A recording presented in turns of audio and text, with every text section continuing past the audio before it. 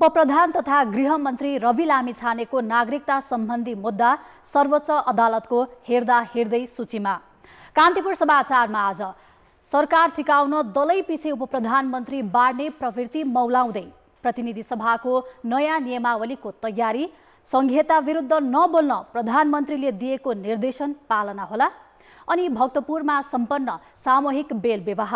अन्तर्राष्ट्रियमा युक्रेनलाई थप हात हतियार र ट्याङ्क उपलब्ध गराउँदै अमेरिका र जर्मनी। खेलकुदमा फिक्सिङ प्रकरणमा के कारबाही हुन्छ क्यानलाई। नमस्कार, अब मुख्य समाचार। गृहमन्त्री विरुद्धको नागरिकता मुद्दा हेर्दा हेर्दैमा नागरिकता पुनः प्राप्तिका लागि लामिछाने प्रक्रियामै नगएको निवेदक पक्षको जिकिर, अर्को सुनवाई शुक्रबार। सडकका खाल्डा खुल्डी पुर्ने सरकारको निर्देशन अलपत्र, निर्माण सामग्री अभावको बहाना कालोपत्रै गर्न 8 पटक म्याद थपिएको भक्तपुर नगरकोट खण्डको दुरावस्था उस्तै। साना तथा मझौला उद्योगलाई बैंकको किस्ता र ब्याज तिर्नै सकस, 7 महिनामै 12,800 भन्दा बढी उद्यमी व्यवसायी कालो सूचीमा। रुससँग लड्न युक्रेनलाई अत्याधुनिक ट्याङ्क सहितका हतियार उपलब्ध गराउने अमेरिका र जर्मनीको निर्णय, सैन्य सहायताले युद्ध लम्ब्याउने मस्कोको चेतावनी। र टाइगर कप भलिबलमा पुरुषतर्फ एपीएफको अपराजित यात्रा कायमै, सेन्ट जोसेफमाथि 3-0 को जित, महिलातर्फ सेमिफाइनल समीकरण पूरा।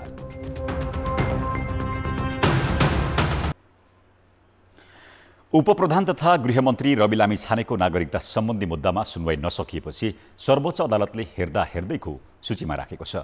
अग्राधिकार प्राप्त भएकाले निरन्तर सुनवाईको सूचीमा राखिएको यो मुद्दाको अर्को सुनवाई संवैधानिक इजलासमा शुक्रबार हुने भएको छ।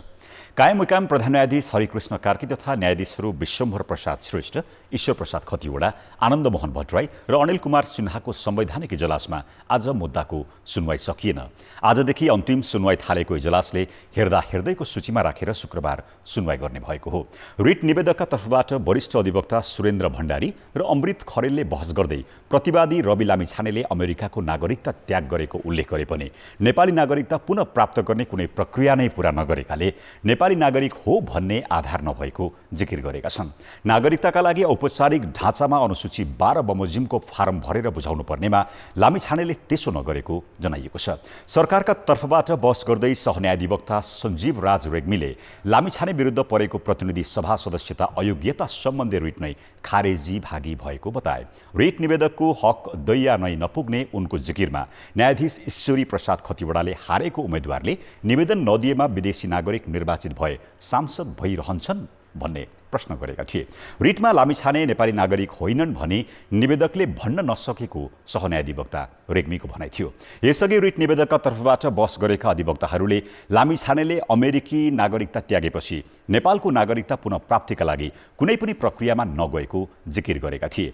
लामिछानेले अमेरिकी नागरिकता त्यागेपछि नेपाली नागरिकता लिने प्रक्रिया पूरा नगरेको भन्दै उनको सांसद पद खारेजीको माग दाबी गर्दै रिट दायर भएको थियो। लामिछानेले अमेरिकी नागरिकता लिँदा नेपालको कायम रहेको वा नरहेको तथा नेपाल फर्किएपछि यहाँको नागरिकता लिने प्रक्रिया पूरा गरे नगरेको विवाद सर्वोच्चको संवैधानिक इजलासमा पुगेको हो। मुद्दा अदालतमा कायमै रहेका बेला लामिछाने पुस 11 मा उपप्रधान तथा गृहमन्त्रीमा नियुक्त भएका थिए। सर्वोच्चले लामिछानेले नागरिकता लिने प्रक्रिया पूरा नगरेको ठहर गरेमा उनको मन्त्री र सांसद पद खारेज हुन सक्ने देखिन्छ। विदेशी नागरिकता त्यागेपछि स्वत नेपाली नागरिकता कायम हुने व्याख्या भएमा त्यो नयाँ नजिर हुन सक्छ। कार्यपालिकाको काममाथि संसदको निगरानी बढाउने गरी प्रतिनिधि सभाको नियमावली बनाउने तयारी सुरु भएको छ। नियमावलीको मस्यौदामा विधेयक संशोधन गर्न दिने 72 घण्टाको समय पनि बढाउने तयारी गरिएको छ।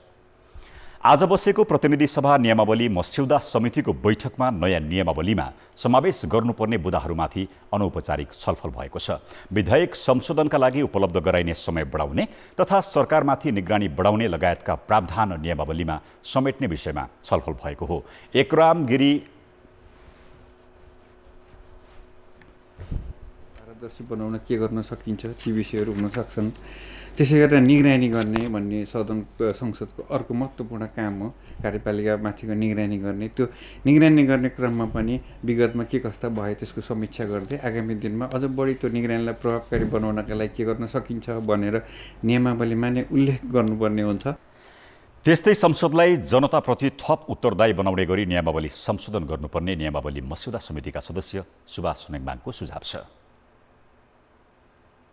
यसमा पारदर्शिता र जवाफदेहिता स्थापित गर्ने त्यो थलो हो।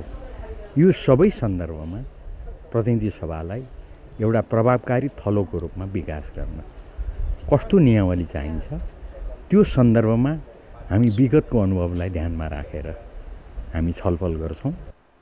आज बसेको बैठकले सचिवालयलाई आन्तरिक कार्यविधि बनाएर शुक्रबार बस्ने समितिको बैठकमा पेश गर्न निर्देशन दिएको छ। प्रतिनिधि सभाको हरेक चुनावपछि नियमावली संशोधन हुने गरेको छ। पटक पटक बनेका आयोग तथा समितिहरूले सार्वजनिक खर्च कटौतीका लागि सङ्घमा मन्त्रालयको सङ्ख्या घटाउनुपर्ने सुझाव दिँदै आएका छन्। तर सत्तामा पुगेका नेताहरूले सुझाव कार्यान्वयनमा बेवास्ता गर्दै आएका छन्। बरु जति बढी सत्ता साझेदार दल छन् उति नै सङ्ख्यामा उपप्रधानमन्त्री बनाउने प्रवृत्ति मौलाएको छ। तत्कालीन प्रधानमन्त्री केपी शर्मा ओलीले 2072 सालमा मन्त्री परिषद गठन गर्दा सुरुमै 3 उपप्रधानमन्त्री बनाए। पहिलो चरणमा टोपबहादुर राईमाझी, कमल थापा र विजय कुमार गच्छदार उपप्रधानमन्त्री बनेका थिए। पछि 2072 कार्तिक 19मा विस्तार गर्दा भीम रावल, चित्रबहादुर केसी र सीपी मैनालीलाई उपप्रधानमन्त्री बनाए। उपप्रधानमन्त्रीको सङ्ख्या आधा दर्जन पुग्यो।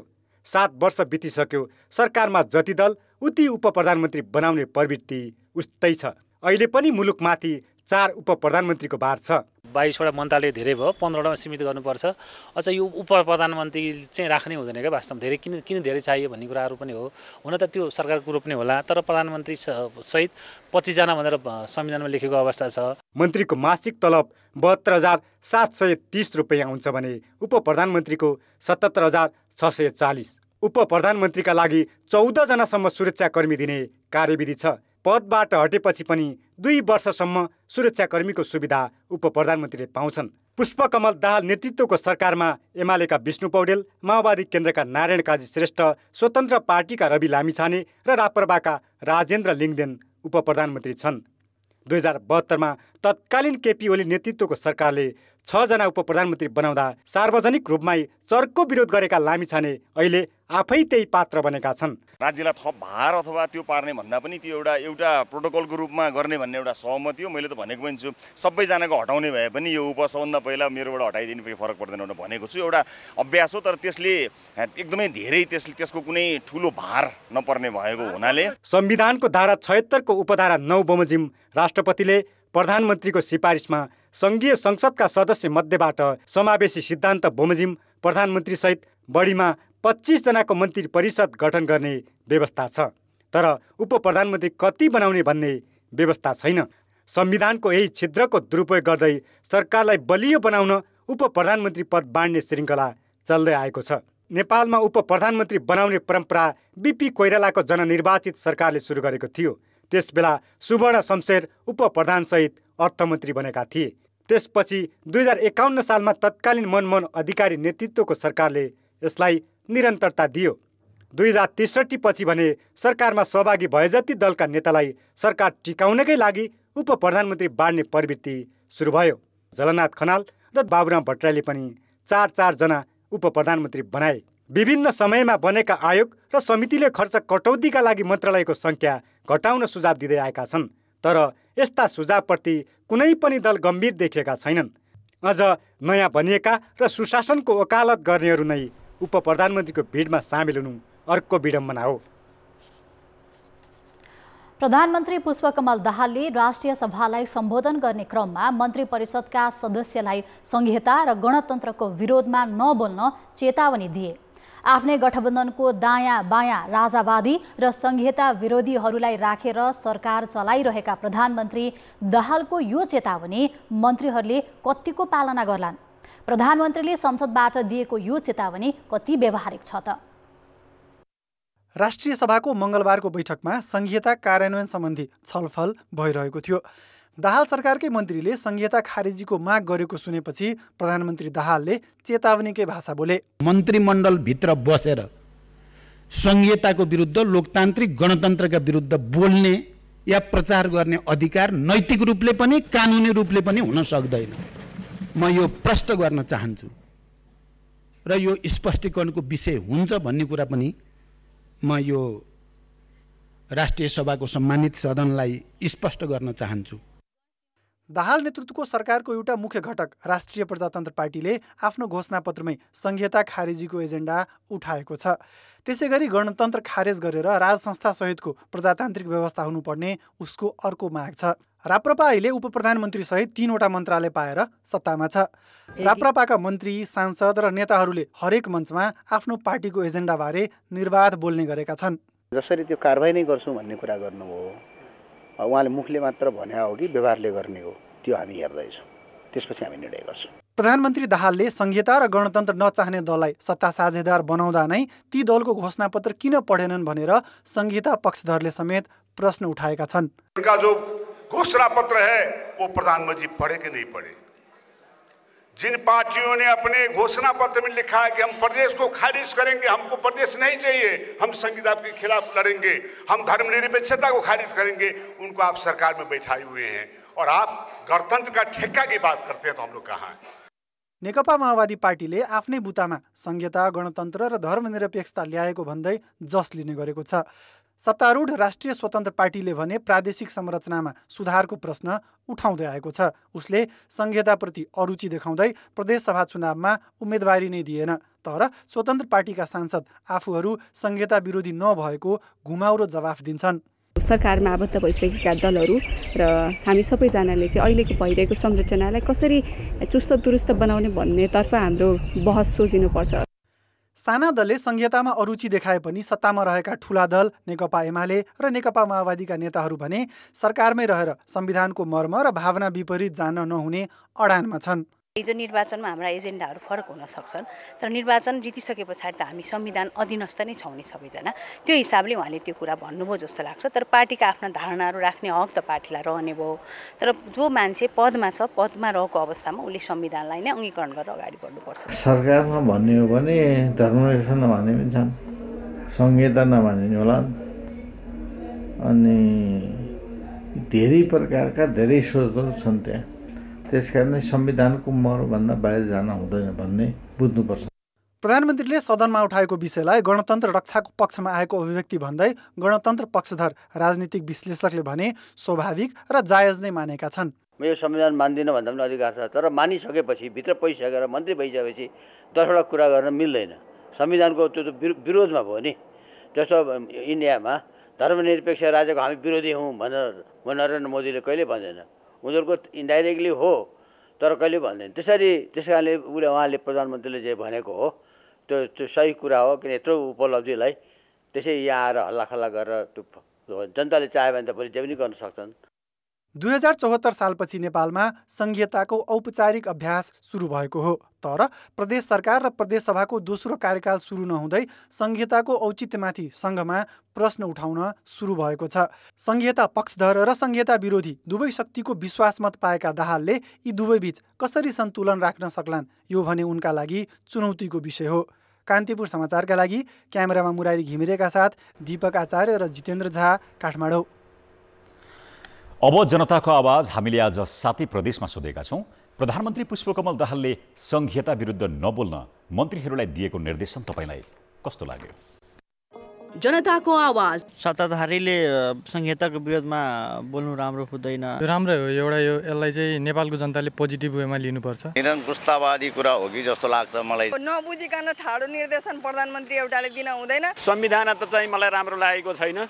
संहिता विरुद्ध पनि बोल्न पाउनुपर्छ। त्यो राम्रो कुरा हो उहाँले भनेको। निर्देशन दिएको कुरा त अरूले त भन्नु पाएन, अब किन भन्ने हुन्, त्यो त बेठीको हो, सबैले भनि त रहेछन् नि। प्रधानमन्त्रीले भनेको कुरालाई सबैले मान्नुपर्छ। प्रधानमन्त्रीले त्यसरी अङ्कुश लगाए जस्तो हो नि। त्यो बोल्नु पर्यो, हकदार बोल्नै पाइयो।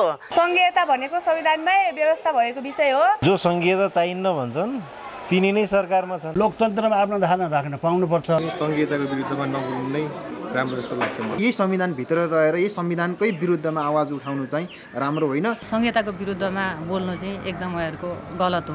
त्यो एकदमै जायज छ। प्रधानमन्त्रीको भनाइहरू त्यो सही छ। उहाँको क्याबिनेटका मन्त्रीहरूलाई त्यो भन्नु स्वाभाविकै हो। यो संविधानको देशको रक्षा गर्ने दायित्व उहाँहरूको पनि हो। मन्त्रीज्यूले संहिता चाहिन्छ भन्नु त ठिकै हो। प्रचण्डले आफ्नो मन्त्रीहरूलाई त अब त्यो निर्देशन दिने नै भयो। निर्देशन दिन चाहिँ एकदम ठिक हो। जनताहरूको लागि हो भने जनताहरूले महसुस पनि त गर्न पाउनु पर्यो हैन। देशको लागि जनताको लागि त्यस्तो केही सुविधा भएन।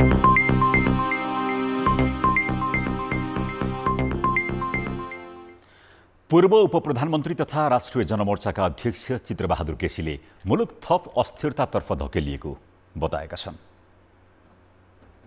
कान्तिपुर टेलिभिजनको कार्यक्रम टकटकमा अध्यक्ष केसीले अहिलेको राजनीतिक अवस्थाले आफूलाई चिन्तित बनाएको बताए।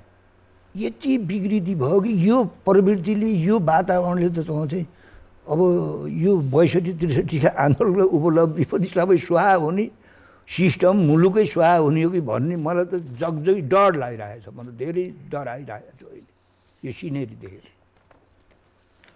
त्यस्तै पूर्व प्रधानमन्त्री एवं नेकपा एकीकृत समाजवादीका नेता झलनाथ खनालले राष्ट्रपतिको चुनावमा कुन दलको उम्मेद्वारलाई समर्थन गर्ने भन्नेमा निर्णय भइ नसकेको बताए। राष्ट्रपतिको चुनावै कति बेला हुन्छ टुङ्गो छैन। संविधान र ऐनमा बाज्यो भन्दैछन्, किन बाज्यो अब त्यो कसले बजाएको हो त्यो हामीलाई थाहा छैन र कहिले हुन्छ त्यो घोषणा भएको पनि छैन। घोषणा होस् अनि त्यस पछाडि अब कस्तो कस्तो प्रकारका चाहनाका मान्छेहरू आउँछन् त्यो कुरा हेरौँ हामी पनि। त्यसपछि मात्रै कसलाई समर्थन गर्ने कि नगर्ने कि कसैलाई पनि नगर्ने कि अनेक हुनसक्छ नि त। त्यो हिसाबले हामीले आफ्नो पोजिसन बनाउँछौँ।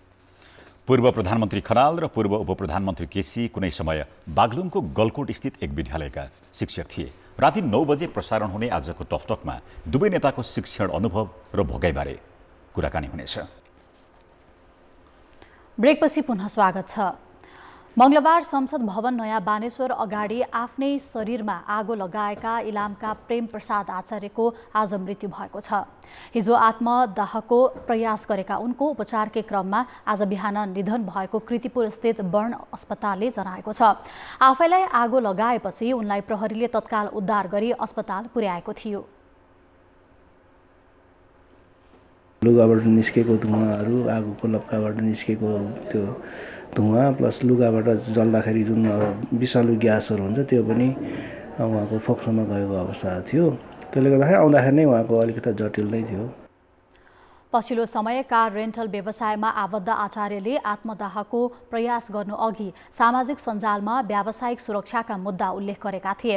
आफन्तहरूले भने व्यवसायमा उतार चढाव आए पनि पारिवारिक सम्बन्धमा कुनै समस्या नरहेको बताएका छन्। सहयोग नगरेको पनि होइन, तर अब भन्नुहुन्छ भने सहयोग गर्दाखेरि आफ्नै कहिले बिजनेस उहाँको हत्तै माथि राम्रो भएको पनि हो र अब फेरि मार्केटमा भन्नुहुन्छ डुबेको पनि हो। त्यो कारणले गर्दा परिवारको कारणले डिप्रेसन भएको, परिवारको कारणले मरेको, परिवारको कारणले यो भएको भन्ने कुराहरूमा यो एकदम बिल्कुलै हुँदै होइन।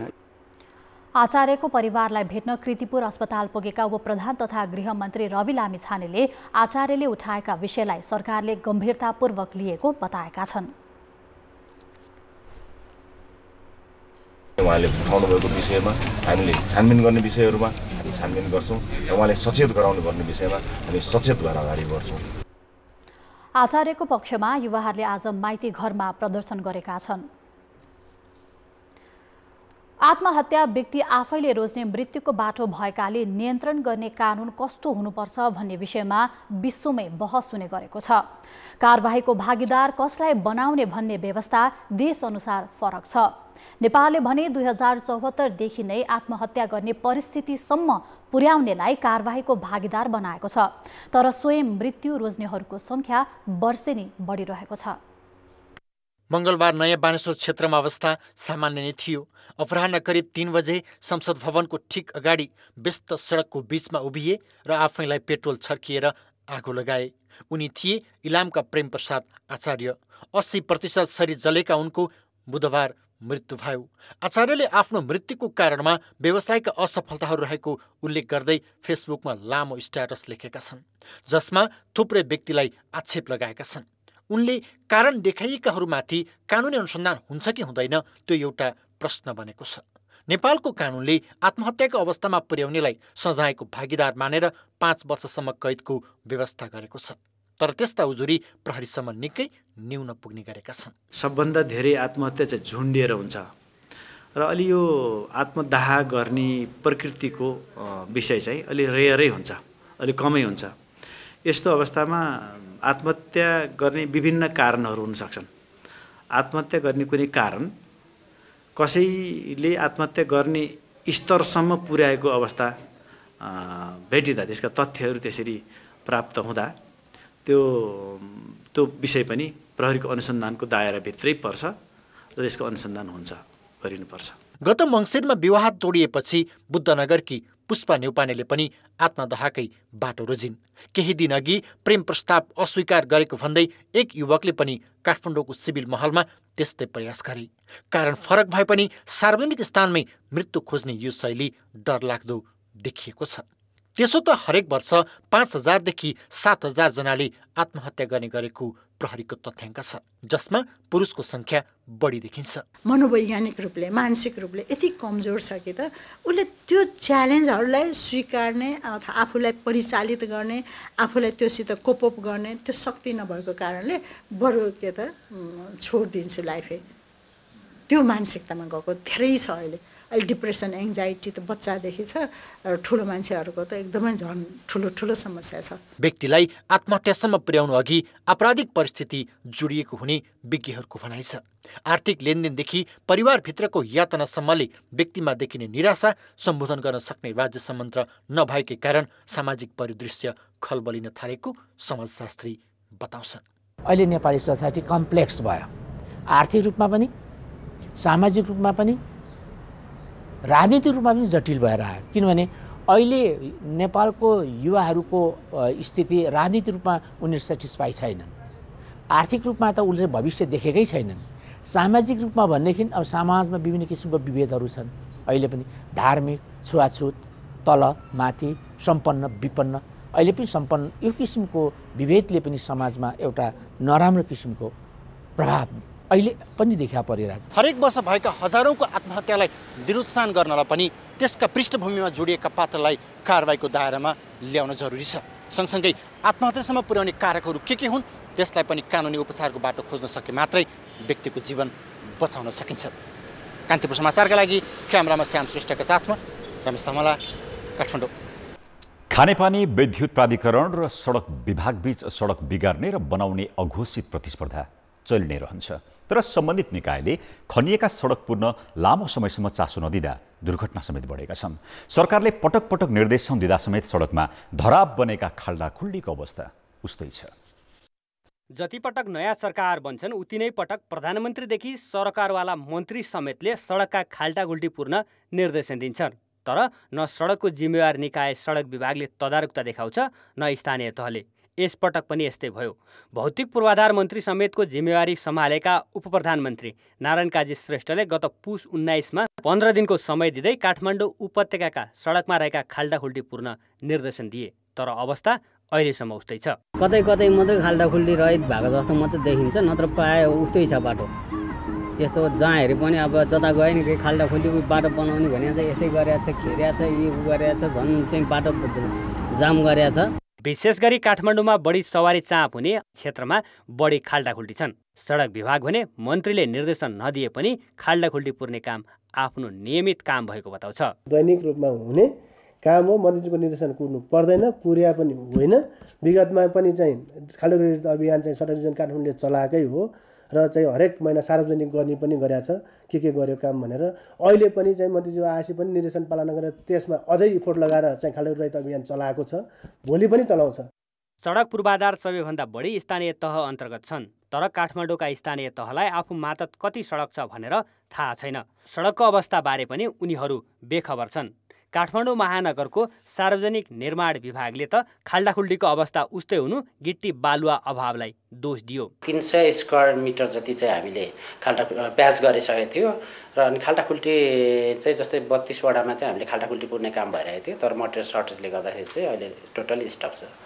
तर जानकारहरू भने ठेक्का अवधिमै सम्बन्धित कम्पनीलाई मर्मतको जिम्मा दिए गुणस्तरीय हुनुको साथै हरेक पटक मन्त्रीले निर्देशन दिनु नपर्ने बताउँछन्। रोड नयाँ बनाएकोलाई चाहिँ यति वर्षसम्म तिम्रो मेन्टेनेन्सको पनि जिम्मा भनेर चाहिँ त्यही कन्स्ट्रक्सन कस्टमै मेन्टेनेन्स कस्ट पनि इन्क्लुड गरेर उसैलाई जिम्मा लगाइदिएपछि तपाईँको चाहिँ क्वालिटीमा डिटेरियोरेसन पनि गर्दैन। किन अब मैले बनाउनुपर्छ भन्ने हुन्छ नि त कन्ट्र्याक्टरले, होइन सबै कुरा मोनिटरिङ गरेर देखिन्छ नै भन्ने छैन। कतिपय ठाउँमा ठगी हुनसक्छ। अब मैले नै बनाउनुपर्छ भन्ने भएछ त्यहाँनिर चाहिँ कन्ट्र्याक्टर पनि आफू जिम्मेवार फिल गरेर तपाईँ चाहिँ मेन्टेन गर्छ, बनाउँदा पनि राम्रो बनाउँछ। नयाँ मन्त्रीले निर्देशन दिने बित्तिकै सडक विभाग खाल्टाखुल्टी पूर्ण तातिने गरेको छ। त्यसका लागि कहिले टास्क फोर्स बनाए भने कहिले निगरानी र मर्मत अभियान चलायो, तर प्रभावकारी कार्यान्वयन भने हुन सकेको छैन। त्यसैले उपत्यकाका सडकलाई खाल्टाखुल्टी मुक्त पार्न विद्युत, खानेपानी र सडक जस्ता सरकारवाला निकायबीच समन्वय हुनुपर्छ। कान्तिपुर समाचारका लागि क्यामेरामा रूपक कोइराला र सुरज खड्काका साथ भरत रावल, काठमाडौँ। 2 वर्षमा काम सक्ने गरी भक्तपुर नगरकोट खण्डको 16 किलोमिटर सडक कालोपत्रे गर्न सैलुङ निर्माण कम्पनी र भारतीय AIPLJBले ठेक्का लिएको 9 वर्ष बित्यो। 2071 साल जेठमा ठेक्का लिएको सैलुङले सत्ता र शक्तिको आडमा अहिलेसम्म 8 पटक म्याद थप गरिसकेको छ। अन्तिम पटक थपिएको समय पनि यही पुस मसान्तमा सकिएको छ। म्याद थप्ने तर काम नगर्दा लागत 4 करोडले बढेर 35 करोड नागेको छ। तोकिएको समयमा सडक नबनेका कारण 9 वर्षदेखि भक्तपुर नगरकोटका बासिन्दा, होटल व्यवसायी एवं बाहिरबाट आउने पर्यटकहरू धुलो र खाल्डाखुल्डीको समस्या बेहोर्न बाध्य छन्। भक्तपुरदेखि नगरकोटसम्मको 16 किलोमिटर यो सडक खण्ड 9 वर्षदेखि अलपत्र छ। पटक पटक गरी 8 पटक यो सडक खण्ड मर्मत सम्मार गर्नको लागि म्याद थपिसकिएको छ, तर सडक जस्ताको त्यस्तै छ। यो सडक खण्ड मर्मत सम्मार गर्ने ठेक्का सैलुङ कन्स्ट्रक्सनले लिएको हो। अन्तिम पटक थपिएको म्याद पनि यही पुस मसान्तदेखि सकिएको छ, तर सडक भन्ने यस्तो छ।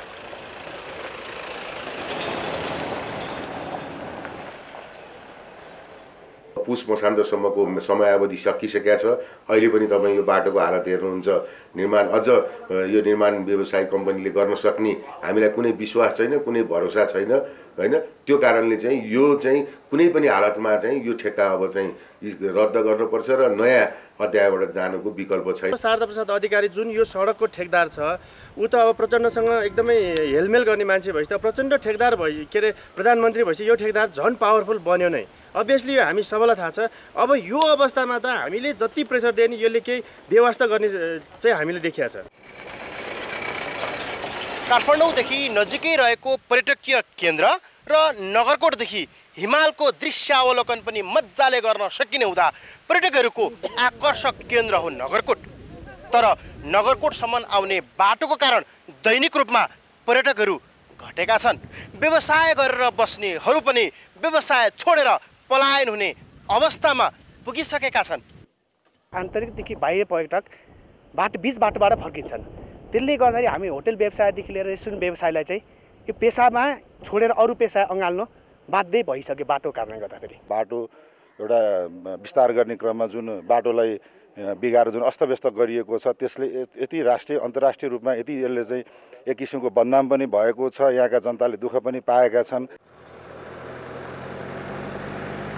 गएको पुस मसान्तमै अन्तिम पटक थपिएको भनिएको म्याद पनि सकिएको छ। न निर्माण कम्पनीले काम छोडेको छ, न ठेक्का नै तोडिएको छ। सत्ता र शक्तिको बलमा फेरि पनि राज्यलाई प्रभावमा पारेर ठेक्का थप्ने डर भने स्थानीयवासीले लिएका छन्। सैलुङ लगायतका कम्पनीहरूले राज्यको अरबौं बराबरका निर्माणका कामहरूमा आफ्नो कब्जा जमाएका छन्। न समयमा काम सक्छन्, न परिणाम नै दिन्छन्। राज्य भने टुलु हेरेर बस्न बाध्य छ। कान्तिपुर समाचारका लागि क्यामेरामा मुरारी घिमिरेका साथमा विकास आचार्य, नगरकोट। गोर्खाको चुम्नोब्री गाउँपालिका 2 हिनाङमा रहेको पुङची गुम्बा आगलागीबाट पूर्ण रूपमा क्षति भएको छ। सोलर सर्ट भएको आगलागीबाट झण्डै 500 वर्ष पुरानो उक्त पुङ्ची गुम्बामा रहेको बुद्धका मूर्ति, धातुका भाँडाकुँडा, सुनका अक्षरले लेखिएका धर्मग्रन्थ सहित बहुमूल्य प्राचीन सामग्रीहरू जलेर पूर्ण रूपमा नष्ट भएको छ। गण्डकी प्रदेशका उक्त क्षेत्रका प्रदेश सभा सदस्य नन्दप्रसाद न्यौपाने नेतृत्वमा गोर्खाका प्रमुख जिल्ला अधिकारी शङ्कर हरि आचार्य, प्रहरी उपरीक्षक केदार खनाल सहितको टोलीले आगलागीबाट क्षतिग्रस्त गुम्बा बुधबार स्थलगत अवलोकन गरेका छन्। पुङ्चे गुम्बामा आगलागीबाट 20 करोड भन्दा बढी क्षतिको प्रारम्भिक अनुमान रहेको गोर्खाका प्रहरी उपरीक्षक केदार खनालले बताए। अर्थ र विकास। महँगीको अनुपातमा उपभोक्ताको आम्दानी नबढ्दा बजारमा वस्तुको मागमा कमी आएको छ। वस्तुको मागमा कमी आएसँगै साना तथा मझौला उद्योगीहरू अहिले बैंकबाट लिएको ऋणको किस्ता र ब्याज नै बुझाउन नसक्ने स्थितिमा पुगेका हुन्, जसका कारण कालो सूचीमा पर्ने उद्योगी तथा व्यवसायीको संख्या पनि वात्तै बढेको छ। भदौदेखि बैंक र राष्ट्र बैंक विरुद्ध उठेको उद्योगी तथा व्यवसायीको आन्दोलन अहिले केही मत्थर भएको छ। चलिरहेको व्यवसाय तथा उद्यमका लागि ऋण लिएर घर जग्गा र सेयरमा लगाएका ठूला उद्योगी तथा व्यवसायको माग राष्ट्र बैंकले चालु पुँजी कर्जा मार्गदर्शन संशोधनबाट सम्बोधन गरेपछि आन्दोलन शान्त भएको हो। तर बैंकको ब्याज उच्च भयो र ब्याज तिर्न नसक्ने भयो भनेर सडकमा आएका साना व्यवसायका समस्या भने अझै सम्बोधन भएका छैनन्, जसका कारण उद्यम व्यवसाय नै परिवर्तन गर्नु परेको उनीहरूको गुनासो छ। हामीले अहिले ब्याङ्कको कर्जा तिर्न सकेका छैनौँ, हामीले किस्ता तिर्न सकेका छैनौँ। हाम्रो अवस्था यस्तो छ। हामीले अलिकता मतलब बामे सर्दै जाँदा हिजोसम्म थलथलिएको उद्योगलाई अलिकति अगाडि बढाउन कोसिस गरिरहेछ। ब्याङ्कले अहिले अनाहक रूपमा मतलब हामीले अनाहक रूपमा टर्चर गरेर हामीलाई फेरि पुरानै अवस्थामा मतलब पुर्याउन खोजिरहेछ। ब्याङ्कले अहिले कालो सूचीमा राख्ने, धितो लिलाम गर्ने यी प्रक्रिया ब्याङ्कले चालु गरे। अघिल्लो वर्ष 13,250 व्यवसायी कालो सूचीमा परेकोमा चालु आर्थिक वर्षको करिब 7.5 महिनामै 12,837 उद्योगी व्यवसायी कालो सूचीमा परेका छन्। यो तथ्याङ्कले रकम तिर्न नसकेर कालो सूचीमा पर्नेहरू बढ्दै गएको देखाउँछ। ट्रेडिसनल ह्यान्डिक्राफ्टमा मेन अहिलेसम्म पनि इम्प्याक्ट परिरहेको छ। ट्रेडिसनल ह्यान्डिक्राफ्ट भनेको नि आर्ट वर्क भएको कुराहरू, जस्तै मेटलका स्ट्याचुहरू भयो, चाँदीका सामानहरू भयो, वुड कार्भिङको देउताहरू जस्तै स्टोनको देउताहरू जुनमा चाहिँ आर्ट वर्कहरू बढी हुन्छन्। त्यस्तो सामानहरूमा त अब निल नै छ भने पनि हुन्छ। ह्यान्डिक्राफ्टको अर्को सेक्टर भनेको जुन मासमा जाने फेलका सामानहरू, पस्मिनाहरू भए, पेपर भए, तिनीहरूमा चाहिँ नि सन्तोषजनक नै चाहिँ नि एक्सपोर्ट भएको अवस्था छ। करिब 4,000को हाराहारीमा रहेका साना तथा मझौला उद्योगहरूले 12 लाखलाई रोजगारी दिएका छन्। वर्षेनी 10 अर्ब बराबरको वस्तु उत्पादन गर्ने साना उद्योगीहरूले 5 अर्बको सामान बाह्य मुलुकमा निर्यात गर्ने गरेका छन्। अब जनमतको अन्तिम परिणाम। जनमतमा हिजो हाम्रो प्रश्न थियो, खेलाडीका सेवा सुविधाका विषय किन प्राथमिकतामा नपरेको होला? ए, व्यावसायिकताको अभाव, बी, सम्बन्धित सङ्घको बेवास्ता र सी, सरकारी उपेक्षा।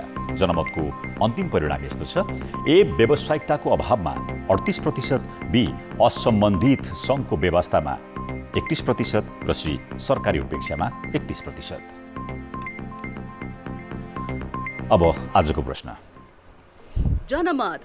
हाम्रो प्रश्न छ, साना तथा मझौला व्यवसायको सुरक्षाका लागि के गर्नु पर्ला? ए, व्यवसायी मैत्री नीति, बी, बैंकको कर्जा प्रणालीमा सुधार र सी, बजारको सुनिश्चितता। जनमतको अन्तिम परिणाम भोलि बेलुकी 8 बजेको कान्तिपुर समाचारमा प्रसारण गर्नेछौँ। कृपया न्युज स्पेस ए, बी वा सी टाइप गरी 34001 मा एसएमएस गरी आफ्नो मत व्यक्त गर्नुहोला। अब बाँकी समाचार। सरकारले असार मसान्तसम्म कर तिर्ने शर्तमा क्रसर सञ्चालन गर्न दिने निर्णय गरेको छ। आज बसेको मन्त्री परिषद बैठकले उक्त निर्णय गरेको हो। तर यसअघि दर्ता नभई चलेका क्रसर भने बन्द गर्ने निर्णय सरकारको छ। यस्तै हिजो संसद भवन अगाडि आत्मदाह गरेका इलामका प्रेम आचार्यले उठाएका विषय छानबिन गर्ने निर्णय पनि मन्त्री परिषदले गरेको छ। आचार्यको विषयमा छानबिन गर्न र यथाशीघ्र प्रतिवेदन तयार पार्ने जिम्मा गृह मन्त्रालयलाई दिएको छ। नेवार समुदायका कन्याले अनिवार्य रूपमा गर्नुपर्ने परम्परागत धार्मिक विधि हो सुवर्णकुमार बेल विवाह। सुनको प्रतिमा सूर्यलाई अर्पण गरी सुवर्णकुमारसँग कन्याको बिहा गर्ने र बुबाले छोरीलाई कन्यादान दिने परम्परा छ। व्यक्तिगत रूपमा आयोजना गर्दा खर्च धेरै हुने भएपछि सामूहिक रूपमा बेल विवाह गर्ने प्रचलन बढ्दै गएको छ। आज मात्रै भक्तपुरका छुट्टा छुट्टै ठाउँमा 200 भन्दा बढी कन्याको सामूहिक बेल विवाह गराइएको छ। विवाह शब्द सुन्नासाथ दुला ल्याउने या दुलही लैजाने भन्ने बुझिन्छ, तर नेवार समुदायले बेल विवाहमा भने यो प्रचलन लागू हुँदैन। अन्य समुदायमा साधारणतया छोरीको एक पटक बिहे हुन्छ, तर नेवार समुदायमा भने एउटै छोरीको 3 पटकसम्म विवाह हुने गर्छ। त्यसमध्येको पहिलो बिहे हो यही अर्थात् सुवर्णकुमार बेल विवाह। यो रजस्वला हुनुअघि अनिवार्य रूपमा नेवार कन्याहरूले गर्नुपर्छ। शिवपुत्र कुमारलाई बेलको स्वरूपमा लिई कन्यासँग विवाह गर्ने चलन छ। बुधबार भक्तपुरको 12 स्थान र तिल माधव नारायण परिसरमा 200 भन्दा बढी कन्याको सुवर्णकुमार बेल विवाह गरियो। हामीले यो विशेष दिन हेरेर हैन, अब त्यो चिना हेरेर 5 वर्षदेखि 9 वर्षको बिचमा रजस्वला हुनुभन्दा अगाडि हामीले विधिपूर्वक हामीले चाहिँ यो सुवर्णकुमारलाई हामीले कन्यादान दिन्छ। धार्मिक विधिपूर्वक होम यज्ञ गरी बेलसँगै सुनको प्रतिमा सूर्यलाई अर्पण गरी सुवर्णकुमारसँग विवाह गर्ने र बुबाले कन्यादान गर्ने चलन छ। यसरी बेल विवाह गरेपछि नेवार कन्या कहिले विधवा नहुने मान्यता छ। यो गरिसकेपछि चाहिँ कन्याबाट चाहिँ हाम्रो एउटा पहिला कुमारी गरिरहेको हुन्छ, कुमारीबाट चाहिँ कन्या बन्छ। त्यसपछि चाहिँ हाम्रो पछि चाहिँ एक बेलसँग विवाह हुन्छ। बेलसँग विवाह भएपछि पछि विधवाको मान्यता हुँदैन। नेवारहरूको परम्परा हो। अब यो इया गर्ने भन्छ नेवारीहरूले चाहिँ। बेल विवाहमा सहभागीसँग प्रति कन्या 300 रुपियाँ लिएको थियो। त्यसैबाट पूजा सामग्रीदेखि भोजको व्यवस्था गरियो। सामूहिक बेल विवाहले खर्च घटाउने र सामूहिक भावनासँगै संस्कृति संरक्षणमा सहयोग पुग्ने आयोजकको अपेक्षा छ। धेरै पैसा खर्च हुने भएको हुनाले यसमा मितबेटा कसरी अपनाउने भन्ने हामीले छलफल गर्दाखेरि सामूहिक गरिदियो भने गजब राम्रो हुन्छ भन्ने ठानेर 2054 सालदेखि हामीहरूले यो विवाहको कार्य सम्पन्न गरिरहेका छौँ। बेल विवाहमा दुलही जस्तै सिँगारिएका 4 देखि 11 वर्ष उमेर समूहका कन्याहरूको सहभागिता थियो। परम्परा र संस्कृति जोगाउनुका साथै आर्थिक मितव्ययी बनाउन नेवार समुदायमा सामूहिक बेल विवाह गर्ने प्रचलन बढ्दै गएको छ। कान्तिपुर समाचारका लागि क्यामेरामा पशुपति बुढाथोकीका साथ नारायण किलम्बु, भक्तपुर। खेलकुद समाचार। कान्तिपुर खेलकुद समाचारमा स्वागत छ। इपिएफले टाइगर कप भलिबलको पुरुषतर्फ लगातार 4 खेलसम्मको अपराजित यात्रा कायमै राखेको छ। इपिएफले आज आफ्नो चौथो खेलमा श्रीलङ्कन क्लब सेन्ट जोसेफलाई 3-0 को सोझो सेटमा हराएको हो। पोखरा रङ्गशाला स्थित भलिबल कोर्टमा भएको खेलमा एपिएफले 3 सेट 24-23, 25-23 र 25-23 ले जितेको हो। यो जितपछि यसअघि नै सेमिफाइनलमा स्थान बनाएको एपिएफले 4 खेलबाट 12 अङ्क बनाएको छ। एपिएफ पुरुषतर्फबाट राउन्ड रोबिन लिगको विजेता समेत बनेको छ। यता सेन्ट जोसेफको यो पराजयपछि पनि अन्तिम 4 मा पुग्ने झिनो सम्भावना कायम छ। तर जोसेफले भोलि गण्डकीलाई हराएर मात्रै पुग्दैन, पुलिस आर्मीसँग सोझो सेटमा हार्नुपर्नेछ। यस्तै आज भएको अर्को खेलमा गण्डकीले आर्मीमाथि 5 सेटमा जित हात पार्यो। निकै रोमाञ्चक बनेको खेलमा गण्डकीले 3-2 ले नतिजा आफ्नो बनाएको हो। यो जितपछि गण्डकीले 5 अङ्क बनाएको छ। पराजित आर्मीको 4 अङ्क छ। पुरुषतर्फ 5 टोलीको मात्रै सहभागिता रहेको छ। साबिक विजेता एपिएफ टाइगर कप भलिबल च्याम्पियनसिपको महिलातर्फ सेमिफाइनल प्रवेश गरेको छ। आज अर्को विभागीय टिम आर्मीलाई हराउँदै एपिएफसम्म विजेताका रूपमा सेमिफाइनल प्रवेश गरेको हो। पोखरा रङ्गशालाको भलिबल कोर्टमा भएको लिग चरणको आफ्नो अन्तिम खेलमा साबिक विजेता एपिएफले आर्मीलाई 4 सेटमा हरायो। पहिलो सेट एपिएफले 25-27 ले 17 ले जितेको थियो। त्यसपछिको सेट भने आर्मीले 25-22 ले बाजी मार्यो। तर बाँकी 2 सेटमा उत्कृष्ट लयमा देखिएको एपिएफले सहजै 25-16 र 25-15 को जित निकाल्न सफल भयो। यो जितपछि एपिएफले 3 खेलबाट 9 अङ्क जोडेको छ। उपविजेता बनेको आर्मीको 6 अङ्क भएको छ। त्यस्तै आजै भएको अर्को खेलमा न्यू डायमन्डले आयोजक गण्डकी प्रदेशलाई 4 सेटमै हरायो। जारी प्रतियोगितामा यो न्यू डायमन्डको पहिलो जित हो।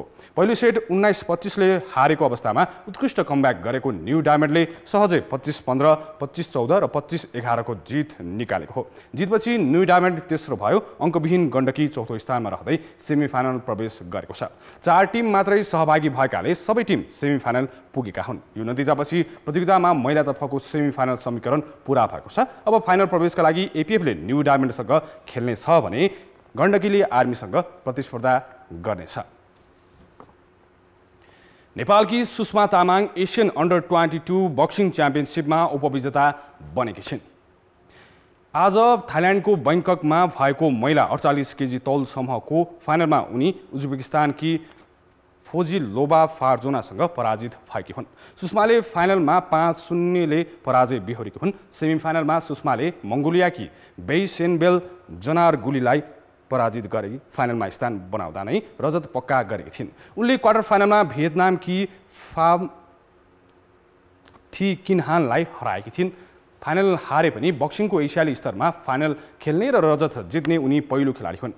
बक्सिङले 46 वर्ष इतिहासमा प्राप्त गरेको यो सबैभन्दा ठूलो सफलता हो। यसअघि एसियन गेम्स र अन्य च्याम्पियनसिपमा नेपालले काँस्य भने जितिसकेको छ।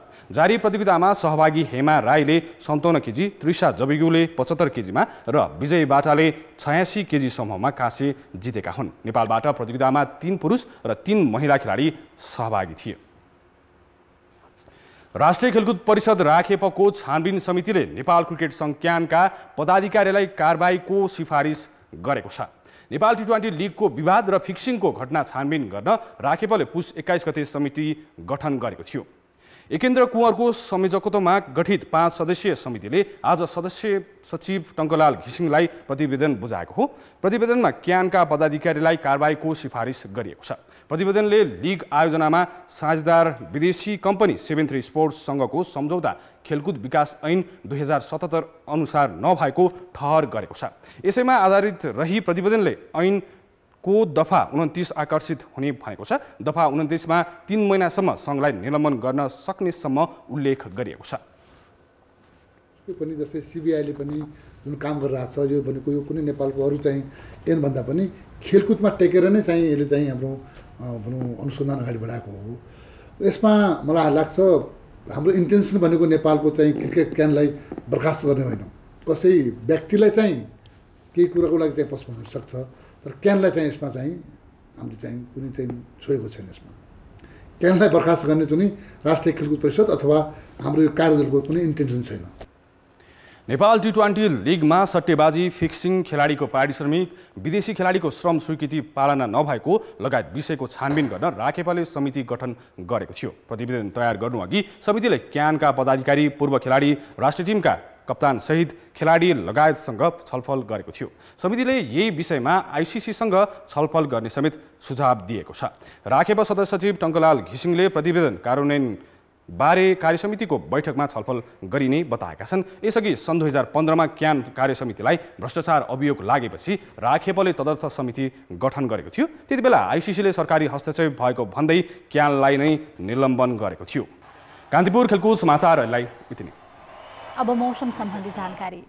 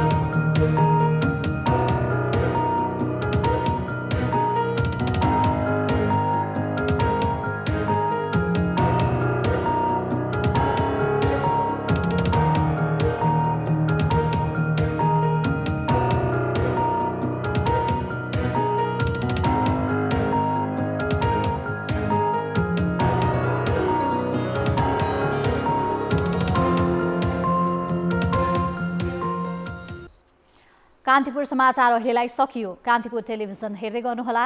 नमस्ते।